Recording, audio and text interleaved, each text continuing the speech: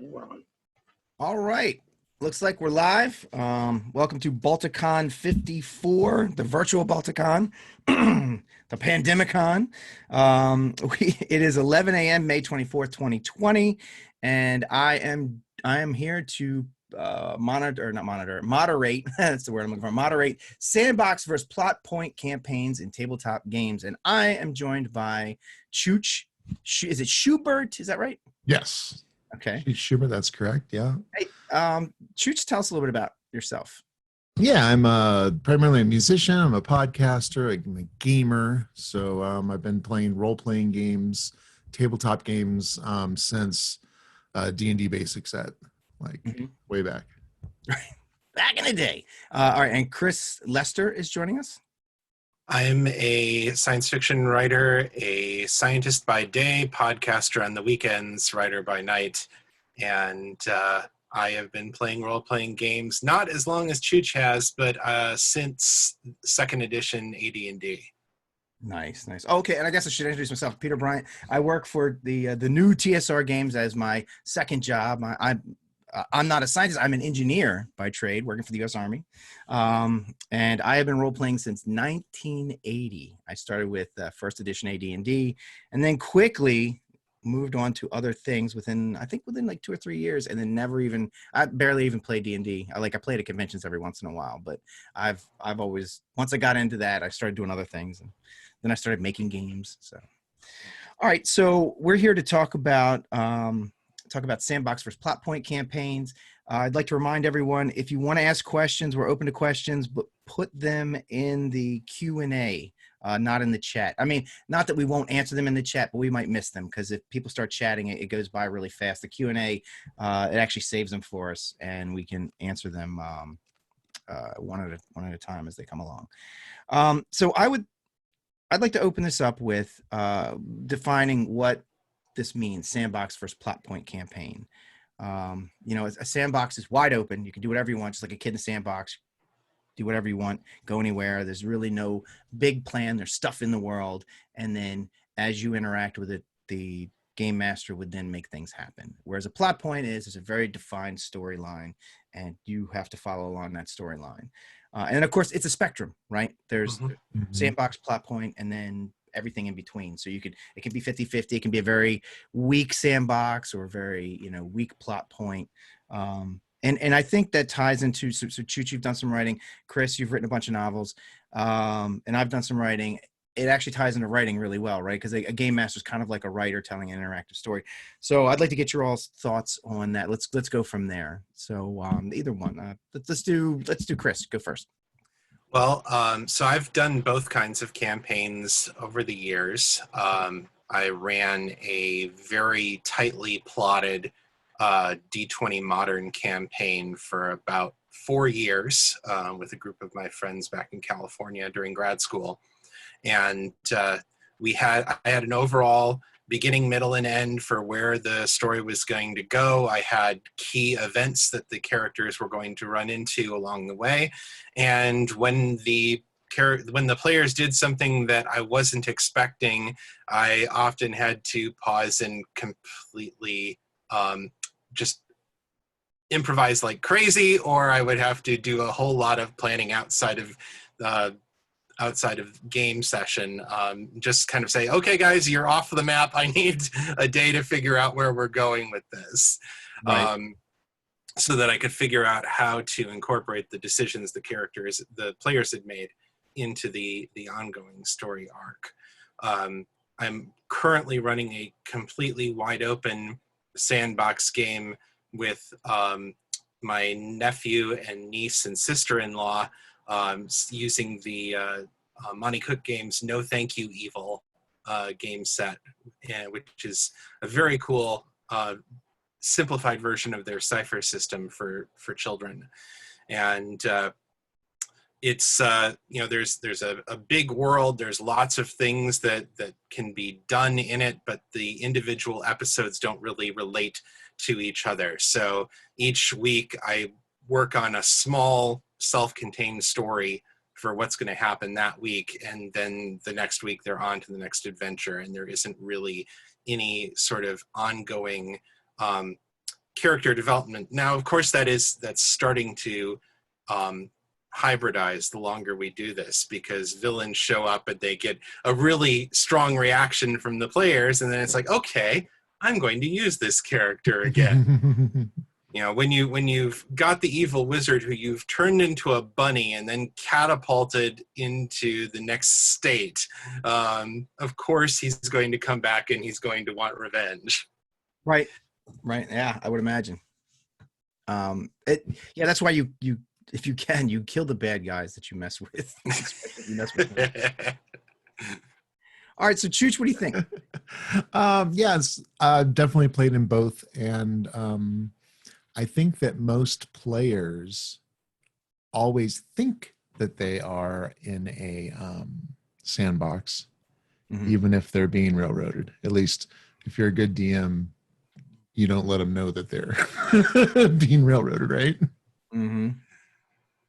Yeah, that's actually my style. So my style is I railroad the hell out of people, because Sandbox for me has always been too hard, because if I give them everything that they can do anything they want, they always do what I don't want or what I don't expect, which is cool. I mean, that's fun.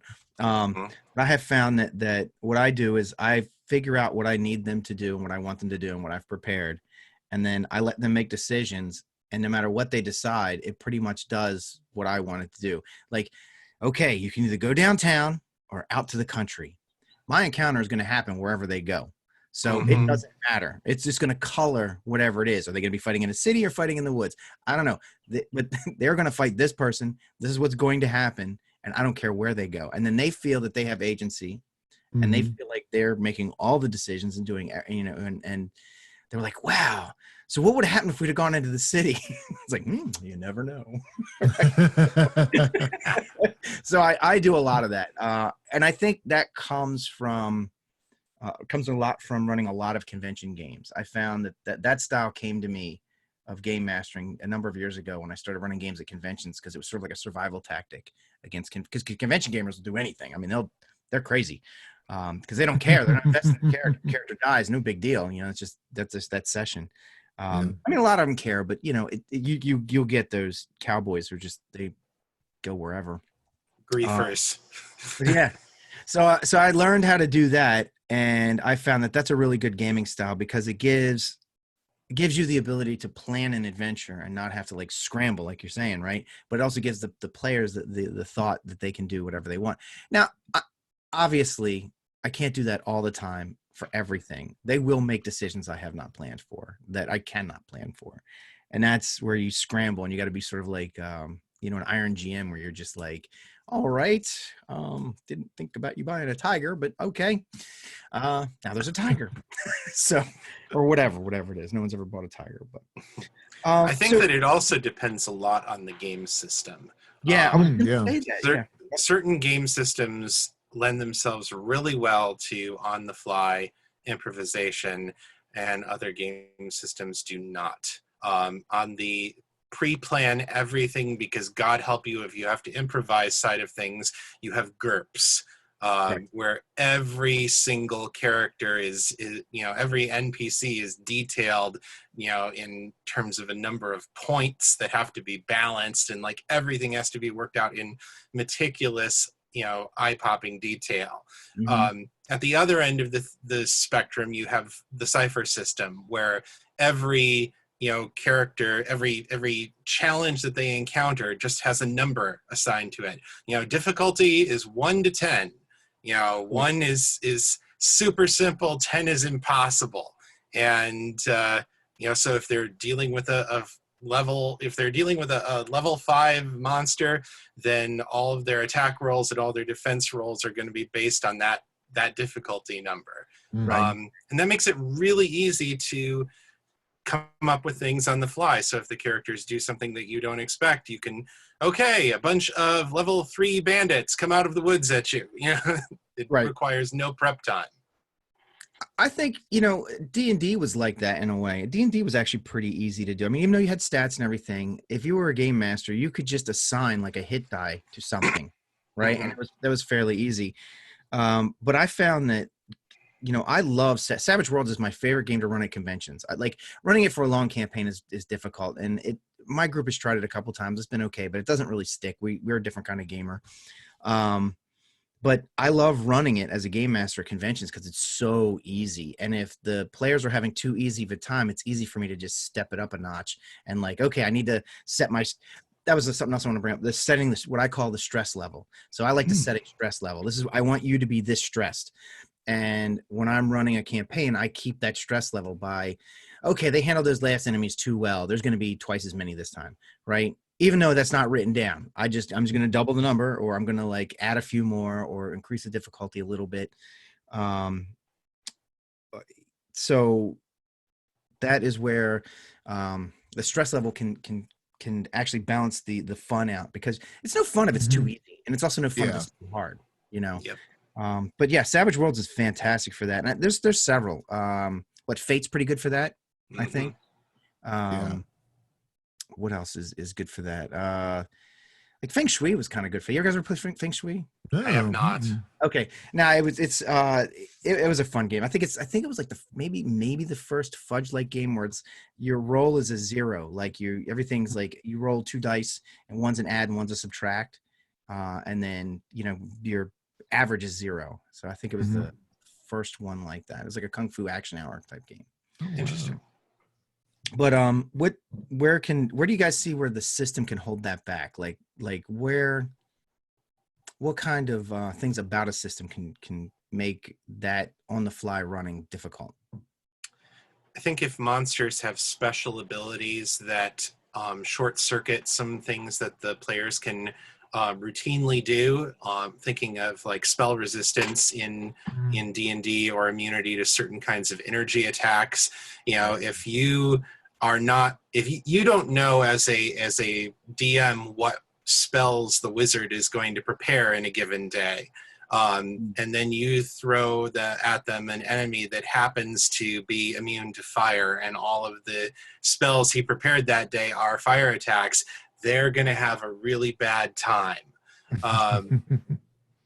And sometimes, sometimes monsters have abilities that synergize in ways that you don't expect.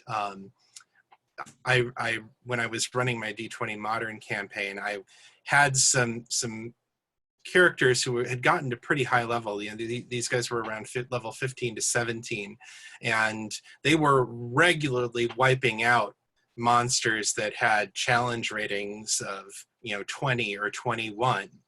But then I pull a monster out of the D&D books, out of one of the books of fiends, and it was rated as a level 22 monster, very similar in level to a lot of the things that they'd been wiping the floor with, and they just could not hit this guy. They just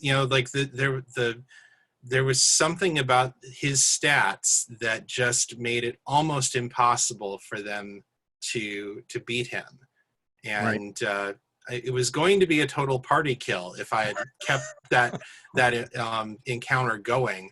But as soon as the first player fell unconscious, it's like, okay, he grabs him and he teleports out of there, and now you have to launch a rescue mission to hell in order to go get him back. Nice. Wow. So that brings up a good point of having a sandbox system helps if you've built trust with your players. And what I mean by that is that players never surrender because they're afraid they're going to be killed, right? It's like, well, if we surrender, they'll just kill us, right?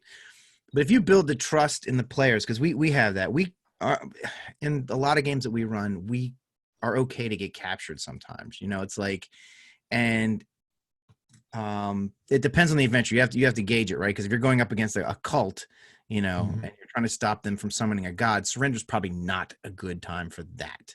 Right.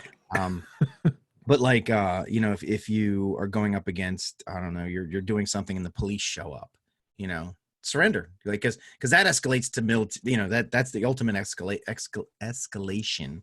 But you have to build a trust with your players that they can retreat, they can give up if they have to. If it's like it's obvious they're going to lose or die, maybe you surrender. and then the adventure is about escaping or getting away or whatever. Because it happens in movies all the time, right? I mean, you watch a movie, the heroes get captured a lot because your villains are always wanting to like tout over them, and I mean, what fun is a villain if he just shoots you? Right. Again, it depends on the kind of genre that you're running, and it's really important to communicate with your players what kind of game you are in, because if your players are wrong genre savvy, things are going to go poorly for them. I recently was participating in an Eclipse phase game where the DM told us at the outset, okay, you're going to be working for this criminal syndicate, develop a character who's got a set of skills that would be useful, and some hooks for why they're in hock to this criminal organization. And so I had built my character as this sort of face, this fence grifter, like using persuasion and manipulation to get what she wants from people. Mm-hmm. And then he dropped us into the middle of a survival horror planet where we were the syndicate sent us to retrieve an artifact from a planet that was completely taken over by hostile alien intelligence. And so everywhere that we went, everything was trying to kill us. There was nothing to negotiate with.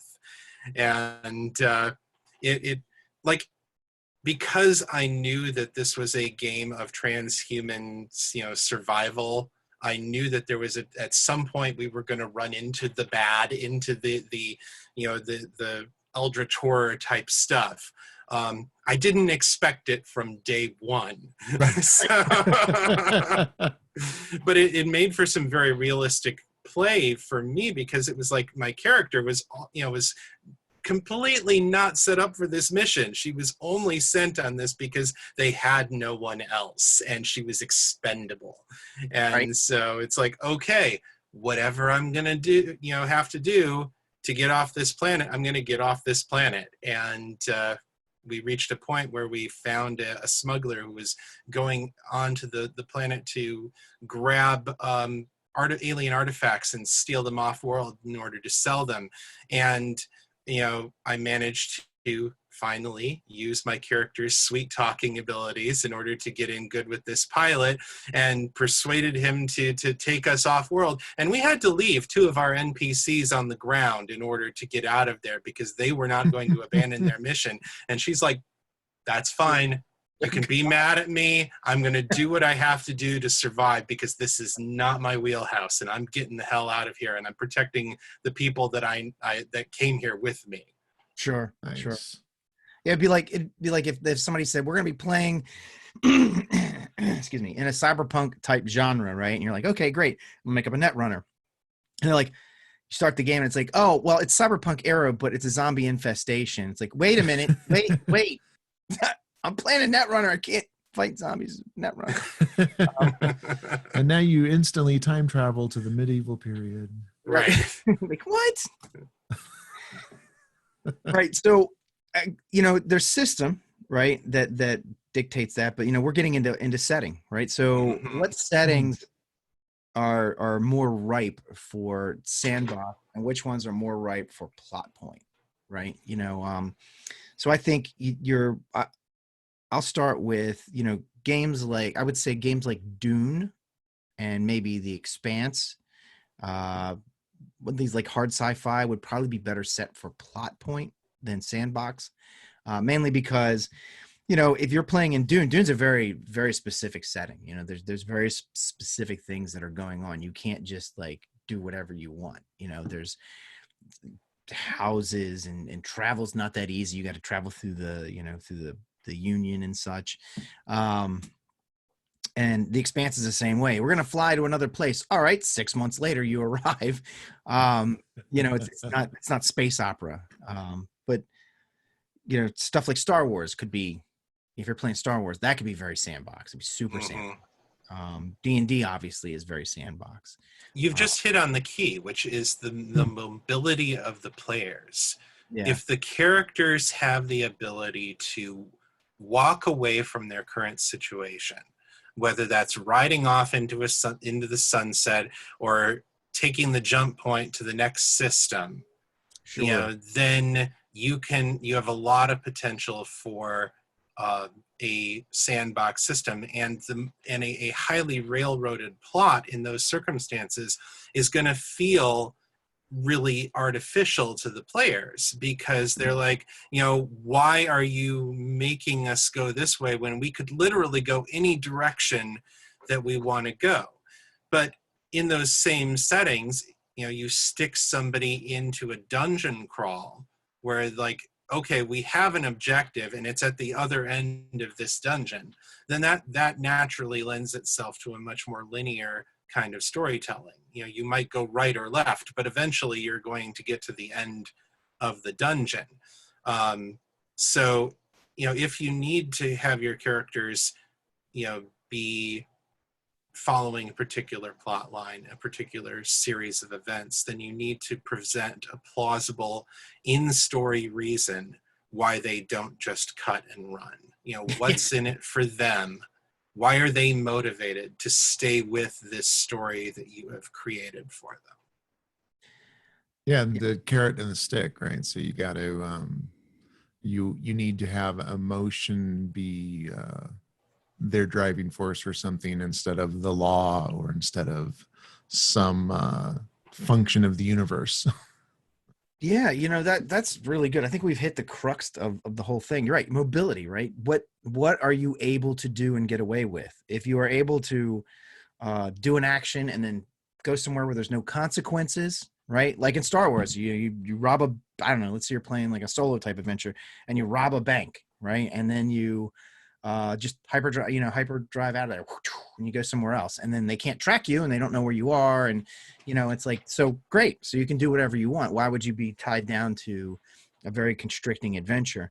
Whereas something where it's set in the modern day and you have to deal with police and military and agencies and stuff, and then also the role of your character. What are you if you're playing agents for an agency, you can't just do what you want, obviously. You have there would be some control over that.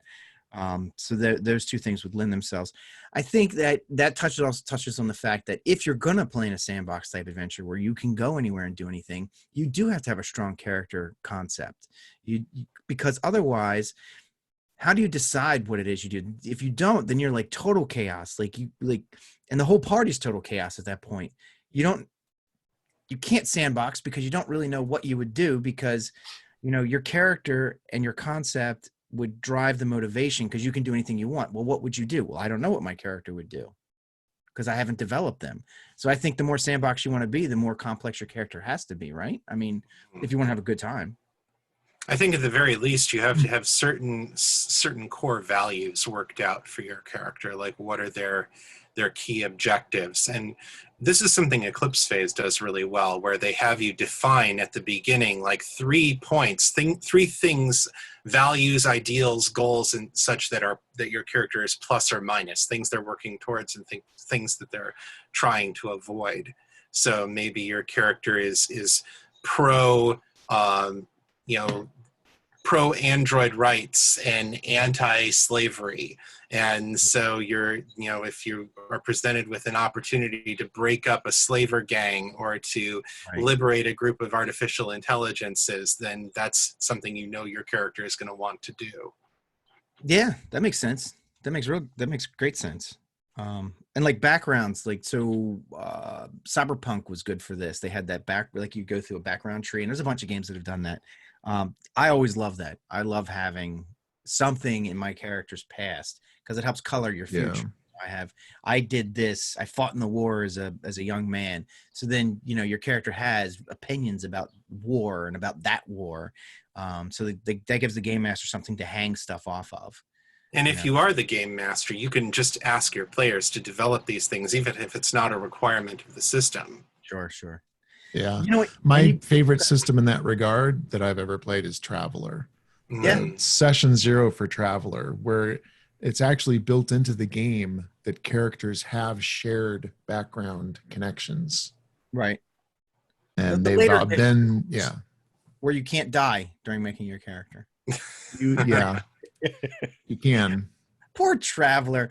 It got such a bad rap for that. Every time somebody mentions Traveler, it's like, yeah, he spent an hour making a character and it dies. Yeah, it But happens.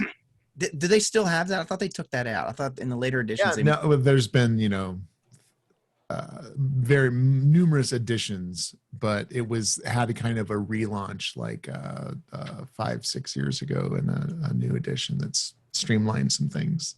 Okay, that's good. That's good. All right, so we have a question. Doesn't Sandbox just require the PCs to drive plot, i.e., have things they want versus the mobility? A lack of mobility would just drive consequences if your group is focused around a neighborhood. That can be sandboxy. They just have to live with the consequences. Oh, I agree. Yeah. I think was just that's saying- true. I think that however, if you have a system or a situation where there's a lot of consequences, then after a few adventures, you're going to become more and more constrained in terms of plot, because the choices that you've made are going to catch up with you. Think about the difference between Star Trek Next Generation and Star Trek Deep Space Nine. Next Generation, they go down to a planet, they have adventures, they leave. Next week, they're somewhere completely different. Deep Space Nine, Captain Sisko makes decisions, and then those decisions are still haunting him 3 years later. Right. He can't go anywhere. Right. Right. He can travel out. He has to come back to Deep Space Nine.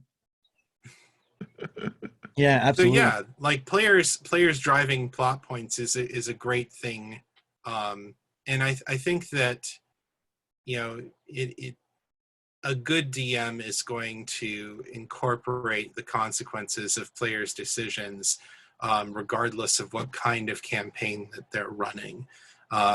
Even if you've got a tightly plotted storyline, if the characters kill the main villain, a year before you were planning for them to do so, then you need to change your plan. Right. And I think as the more you DM or the more you GM, the more you learn how to not make plans so concrete. It's like when you plan stuff out, it's like, okay, so next year they're going to run into this guy, but if they kill him, because it could happen, I'm going to let them encounter this villain. Then I need to have, that person needs to have a successor. Maybe they can't destroy the organization. They could kill that person. Great. But just like the mob, what is it? A vacuum. What is it? Nature abhors a vacuum. Exactly, so the second that person's dead, then you have like a little gang war. And maybe that's the kind of consequence. Like you were saying, like you're in a neighborhood, right? And there's a main bad guy, and you're like, all right, we're going to take this guy out. So you take the bad girl. I don't want to be gender right. Take that person out, and then you have a gang war, and so maybe now the whole neighborhood is turned upside down because there's a territory dispute, and that's your fault. So maybe it was a better decision to leave that gang lord in place. So that's where you're saying, like Sandbox, sure, yeah, you can do whatever you want, but if you don't have that mobility we were talking about, you have to deal with the consequences. And that may be fun. I mean, maybe that's what you want to do. That's cool, whatever. Maybe it's like, oh, well then good. Then all the other people will come out of the woodwork and we can take them out one by one and maybe eventually wear this whole thing down to where there is no gangs in the area. Maybe that's what you want to do.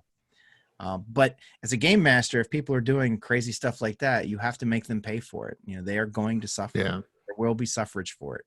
You will suffer for your good acts, which is good storytelling. Indeed. Yeah. So, so I wanted to get into long story versus episodic, because we talked about that and Sandbox and planning. Definitely. We were just talking about, a year from now or whatever. If your campaign is more episodic, I think that is easier for Sandbox, obviously, whereas For sure. is definitely easier for planned. But then you have to, like you said, if you're going to have a long story, you have to make sure that you're kind of planning for these twists and turns as well. So what are your thoughts on that? I think that if you are going to develop a long ongoing story, it's a good idea not to get too married to your big plot points. Like have some don't plot too far out ahead. You may have an ultimate goal for where the characters are going to go, or you may not. Sometimes, long storylines can still be open-ended. But, you don't have to plot everything from beginning to end, and you probably shouldn't, because you can't predict what your players are going to do. Even writing novels, I'm hesitant to plot out too much of the story in advance because my characters always end up surprising me. And, they're all just voices that live in my head. When they're voices that live in other people's heads, then you really can't predict what's going to happen. Right. So I think that if you have an ongoing story arc, like have a general idea for where you want things to go, but be flexible as to how you get there. Right.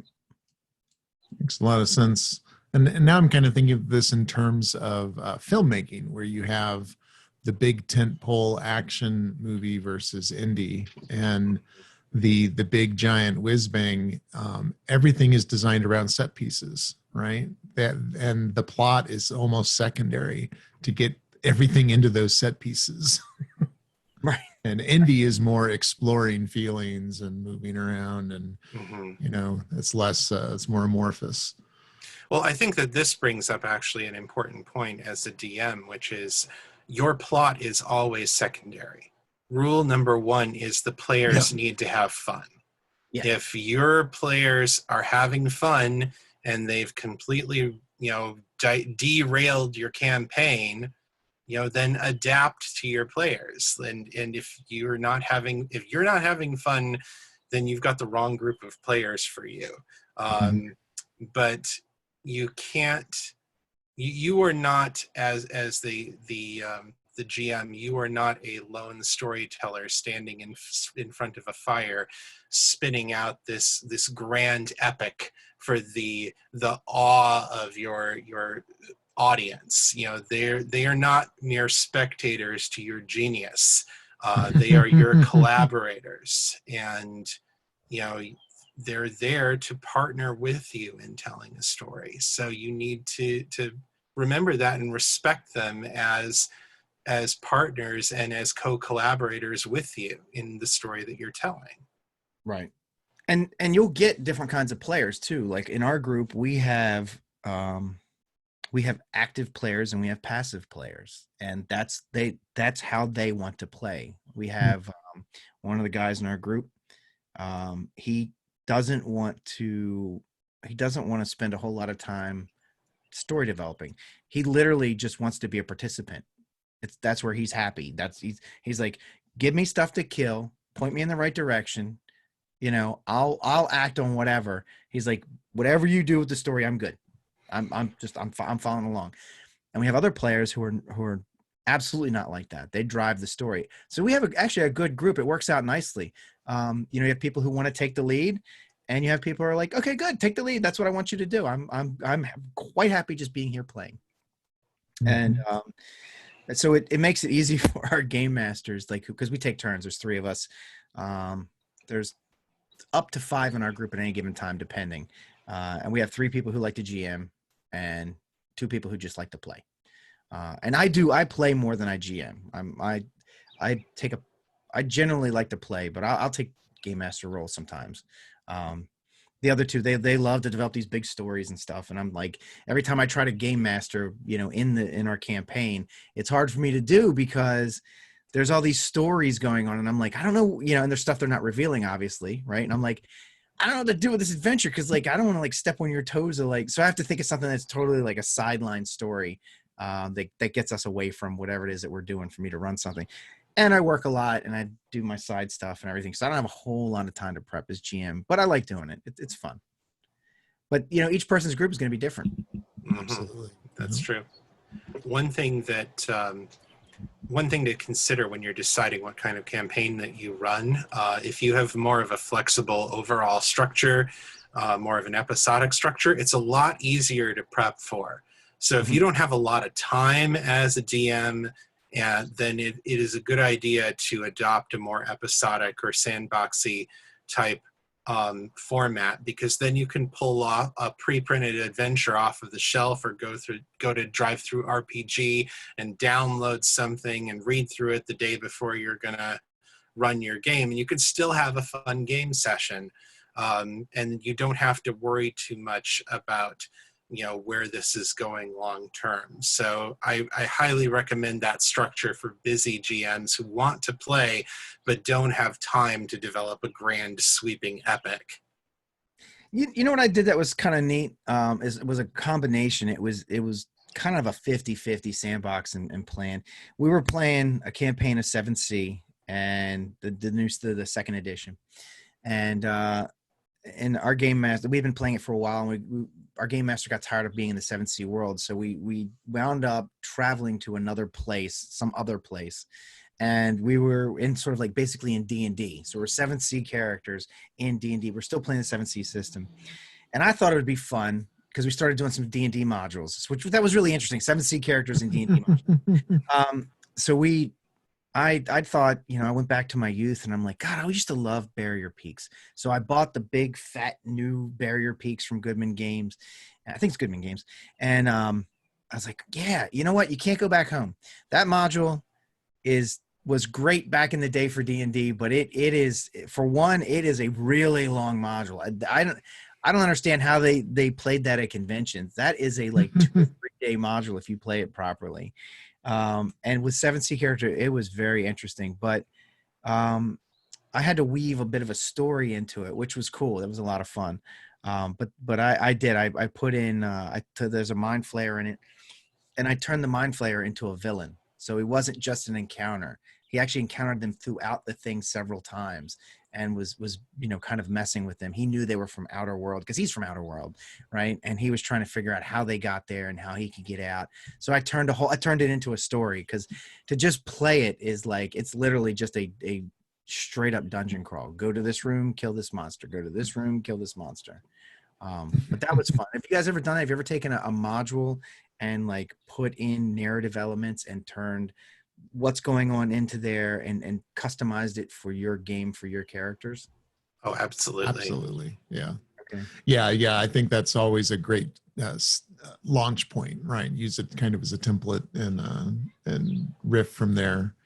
I think, well, in D&D, certainly 5th edition, I think a lot of people's campaigns start off with the Fandelver included adventure and then launches into a custom world, right? Right. One of my favorite module runs that I ever did was I was running an extended Eberron campaign with some friends that was mostly, open sandboxy, with some plot elements that I had developed. But then I brought the characters on a little side mission and brought them to Barovia, and we ran Curse of Strahd. Fun. Yeah. And that kept us busy for a good several months. But having these characters whose relationships and outside motivations were already established, going in and having to deal with Strahd, that worked out quite well. Let me tell you, very interesting, because we went into the D&D world. Of course, my friend Steve, one of our major game masters, he loves all the Ravenloft stuff. So of course we went up against Strahd. But you know what he did? He did the Hackmaster. So I forget what that was called, but he did the Hackmaster version. That was a rough adventure for 7th Sea character. I don't know how hard it is for D&D characters. I've never played it. I've never played it with a D&D character, but it was a rough adventure. That's a really tough campaign regardless. Yeah. Right. Yeah. But he loves Ravenloft. Some of those older modules didn't have a whole lot of world building. So we actually, Tales of the Yawning Portal is a D&D 5th edition where they went back through the entire catalog and revamped a lot of classic modules for 5th edition. Oh, that's awesome. And so we went, Tales from the Yawning Portal. Huh. And yeah, so there's like a series. It's on the actual, I'm sorry. It's on D&D Beyond, and it's one of the official Wizards books. Cool. adventure Okay, books. check that out. So it's like 8 or 9 modules, and so we went back. We played. It had White Plume Mountain, Oh yeah, which is really old, and it had been so long since I had played that. I played that as a little kid, that's and just a I'm reading. monster slog. Yeah, and I'm reading through it, and I'm like, oh, the great wizard Caraptus has Yeah. been missing for thousands of years. Now he's here, and then I'm flipping. There's like nothing about this guy at all. Nope. And so I took that opportunity to build. Why is he here? Why did he build this? What's going on? And so yeah, we played through that, but added in extra elements of the more of the why, and so less of just a straight up dungeon crawl. I wonder if it'd be interesting, like if to take several modules that you want to run, right, and then pull out several of the key characters, and then figure out how they interact, and then start introducing them to the players, like. I don't know. So Tomb of Horrors, which I would never run without a massive revamping, because that's just a character killer. Like there's stuff, as you all know, there's stuff in that you can't survive. Like you walk into this room and you're dead. Well, how fair is that, right? But but like I happen to remember the name Asarak, the Lich or whatever. Mm-hmm. It would be interesting to pull out some of those major characters and like start introducing them to the heroes. Maybe they don't even know their names, because if people remember, modules they played. And then get them, lead them into that module. So in other words, they don't just happen upon this. It's like they're going there and they don't even realize it. And when they get there, their players are gonna be like, oh crap, I didn't see this coming. Or maybe they did. Maybe they're like, oh Jesus, we're gonna go into this module, aren't we? But it would be more of a personal touch, and then you could modify things. So I would say, a great way to sandbox butt railroad would be to introduce them to those elements of that module, and then let them kind of get there on their own. I just brought up the listing real quick, and Tomb of Horrors is in Tales from the Yawning Portal. I don't know how anyone can play that. I'm sure it's been nerfed. Okay. No. Oh, okay. No, it's not. It's verbatim, pretty much. They just updated the stats. Oh, good grief. No, I would never. That's a terrible idea. Tomb of Horrors is bad DMing, full stop. You know what you could do, though? What you could do with Tomb of Horrors is, and I know it's getting off topic, but we're getting close to the end anyway. Tomb of Horrors, if you took some time ahead of time and, like, I don't know, maybe changed a few things and gave players the ability to find out about it. Like, let's say it's been written about. There's a bunch, like, let's say it's 20 years since or let's say, let's put it in real time. When did Tomb of Horrors come out? 1977, 78, right? Mm-hmm. So that's what, 43 years. 33 years, right? Let's say it's 33 years later. Like the first adventurers found the Tomb of Horrors 33 years ago. And a bunch of parties just like, have gone through this thing, and some of them have escaped and they've mapped out sections. So you're going into it. You could, if you do your research properly and you play your characters and you interact and you give them a lot of time, like you let them know this place is really dangerous and that you need to find out as much about it as you can before you go in, but there's something to get. And they could find maps of it, and they could find out about these rooms that are death traps and stuff like that. And the more work they do before they go in will be rewarding. So they could actually literally walk in there knowing almost all of the really deadly stuff, so they could try and get around it and stuff. That might be a really fun adventure, because half the adventure is finding out this stuff. And maybe they go on other adventures to find out things like, yeah, there was an adventure. We know there was an adventurer who had like a really good map of it, but he went into White Plume Mountain and we haven't seen him since. So now you have to go through White Plume Mountain. You find the body and the map that will help you with, I'm just saying that could be really fun. That could be a really fun thing. That'd be great. And that would be, getting into this sandboxy kind of, you've set this up. Maybe you take 5 modules and you tie them all together somehow. And maybe the Tomb of Horrors is the last one. Maybe you got to go find all these pieces and stuff. And, but you let the players handle it however they want. So there is railroading, there is sandboxy, so that might be kind of fun to do. I don't know. Yeah, I think one useful idea, if you are going to sandbox, is to have like some clearly marked signposts of adventure over here, adventure over here. Right. Like, if you're running a Wild West type game, it can literally be the wanted posters outside the sheriff's office. Sure. And, Yeah. like, this is an adventure that is waiting for you whenever you want to run it. And, I've got it prepped, and you can go after it when you decide to go after it.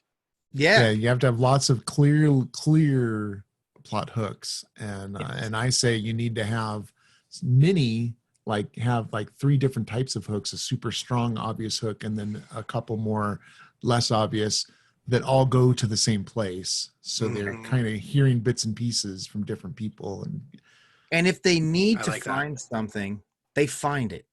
They don't fail that roll, or there is no roll, or whatever. I don't know, but if you need a hook, if they need to find something that it's a hook, don't make it. Oh, everybody make an observation roll.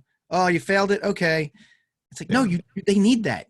Make sure they This is something I love about Cypher system, because the GM never rolls, and if there's something that needs to happen for plot purposes, there is a mechanic called the GM intrusion, where you give a player 2 experience points, and you say, this is what happens to you, and then they keep one of those experience points, and then they give one to one of the other players. And then so it allows you, whenever something has to happen, to manipulate the system, and the players don't feel as railroaded because they get something out of it.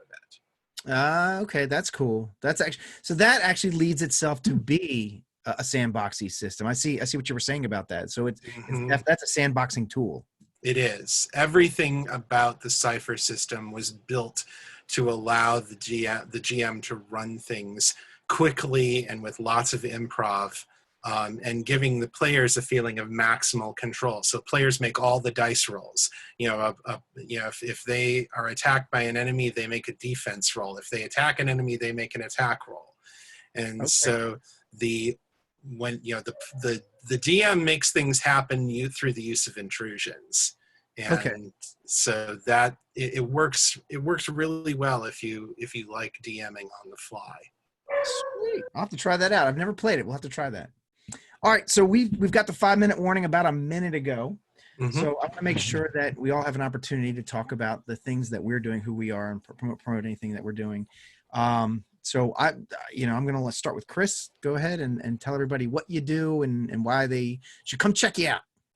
So I have a weekly podcast called The Raven and the Writing Desk. You can find it wherever you get your podcasts by searching for The Raven and the Writing Desk or searching for Chris Lester. I do weekly installments of my fiction, fresh new fiction that you haven't heard in audio anywhere before. You can also buy my stuff on Amazon, on Audible, and lots of other online markets. It's available. Most of my stuff is available in both ebook and audiobook. And you can find all my stuff at chrislester.org. Excellent. And Chooch. Awesome. Yeah, currently I'm on a weekly live play D&D campaign called So Many Levels with our wonderful DM Christiana Ellis. Yeah, okay. Search for Christiana Ellis on Twitch or YouTube. You find all of our campaign's been going on for like 4 years now, I think 3-4 years. And release music under The Art of Falling. So you can find stuff about me at chooch.us. Awesome. All right. I'm Peter Bryant. I work with the new TSR games. I keep this nice and handy throughout this whole con. Oh, so shiny. Oh, I have missed Top Secret. Yeah, this is the new version. And it's a very easy system to run with. It's kind of reminiscent of Savage Worlds, has sort of that feel to it. It has for example, for on the fly stuff, 13 is always the number you have to roll to succeed. So it's one of those types of things. You have a number of dice, and 13 is always your success rate. It's a fun game, and we're working on some more adventures and stuff right now, and some new books. I also have a podcast that I do, a video podcast sort of like this. It's called Mythwits, mythwits.com. And I think that's about it. Yeah, that's pretty much it. So just check out tsrgames.com and mythwits.com. for all the cool stuff that we do. The TSR also has like a podcast network. All of our other podcasts, there's with the Wargaming Recon and Mythwits are the two that are still kind of happening all the time. Game School's been on a little bit of a hiatus, and there's a couple of the other ones that are sort of on hiatus right now. There's so many things going on that we just haven't had time to like produce more material. We got very ambitious. I think we got over ambitious. So we're going to resolve that. Game School's got some stuff in that people have been working on, so it's coming back. And that's it. That's all I got. Would like to thank all you all for watching. Oh, okay. And we're done.